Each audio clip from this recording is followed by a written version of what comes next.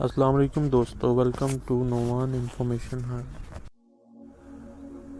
دوستو، اورنگزیب عالمگیر ایک بہت ہی مشہور مغل شہنشاہ گزرے ہیں جنہوں نے ہندوستان پر تقریباً 50 سال کے قریب حکومت کی۔ ایک واقعہ آپ کی خدمت میں عرض کرنے جا رہا ہوں کہ ایک دفعہ ایک ایرانی شہزادہ اورنگزیب عالمگیر سے ملنے کی غرض سے آیا تھا۔ بادشاہ نے اسے رات کو سلانے کا بندوبست اس کمرے میں کیا تھا جو بادشاہ کی اپنی خوابگاہ سے منسلک تھا، مطلب قریب تھا۔ ان دونوں کمروں کے باہر بادشاہ کا ایک بہت مقرب حبشی خدمت گزار ڈیوٹی پر تعینات تھا۔ اس کا نام محمد حسن تھا اور بادشاہ اسے ہمیشہ محمد حسن کہہ کر ہی پکارا کرتے تھے۔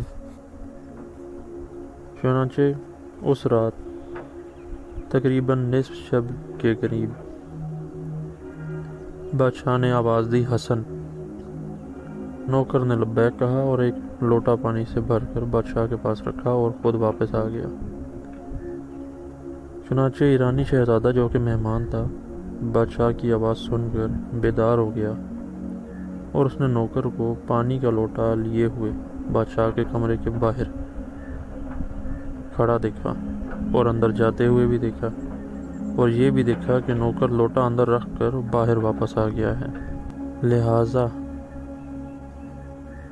ایرانی شہزادے کو فکر لاحق ہوگی کہ بادشاہ نے تو نوکر کو آواز دی تھی، مگر نوکر پانی کا لوٹا اس کے پاس رکھ کر واپس بھاگ آیا ہے۔ یہ کیا بات ہے؟ صبح ہوئی تو شہزادے نے محمد حسن سے پوچھا کہ رات والا کیا معاملہ ہے؟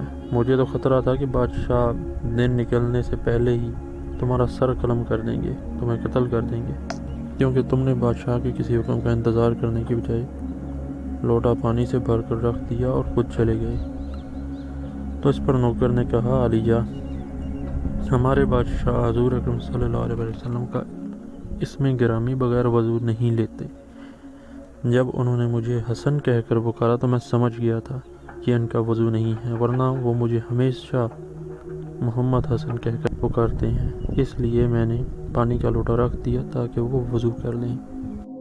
دوستو، اگر ہماری ویڈیو اچھی لگی تو پلیز لائک اور سبسکرائب ضرور کر لیجیے گا۔